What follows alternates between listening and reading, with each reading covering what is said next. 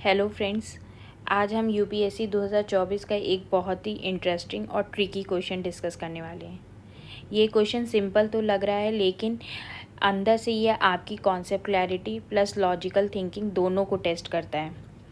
अगर आपने सिर्फ रट्टा लगाया होगा तो ये क्वेश्चन गलत हो जाएगा आपसे। तो चलिए इसको step by step break down करते हैं। क्वेश्चन में 2 स्टेटमेंट दिए गए हैं। Statement 1, India does not import apple from the United States of America. Statement 2, in India the law prohibits the import of genetically modified food without the approval of the competent authority. Statement 1 ये कह रहा है कि India USA से Apple import नहीं करता। अब यहाँ पे आपको कॉमन सेंस भी लगाना है, करंट अफेयर्स भी लगाना है और ट्रेड अवेयरनेस भी लगाना है। तो पहला पॉइंट ये है कि यूएसए दुनिया का सबसे बड़ा एप्पल एक्सपोर्टर में से एक है। दूसरा, आपने खुद मार्केट में वॉशिंगटन एप्पल का नाम सुना होगा। तीसरा, इंडिया एक्चुअली यूएस से एप्पल इंपोर्ट करता है। तो ये स्टेटमेंट गलत हो जाएगा।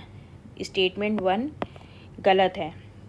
अब ऑप्शन देख लेते हैं। Statement 1 and statement 2 are correct. तो स्टेटमेंट 1 तो गलत है, तो ऑप्शन 1 गलत हो जाएगा।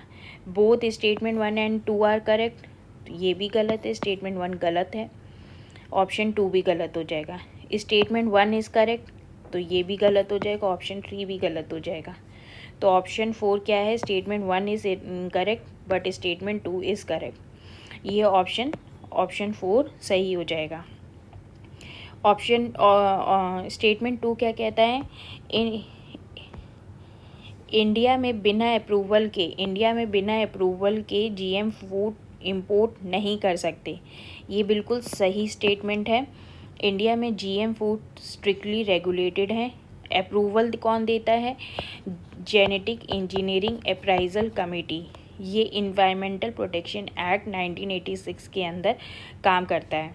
मतलब जो भी जेनेटिकली मॉडिफाई फूड हैं उसको इंपोर्ट करने से पहले गवर्नमेंट की परमिशन ज़रूरी है।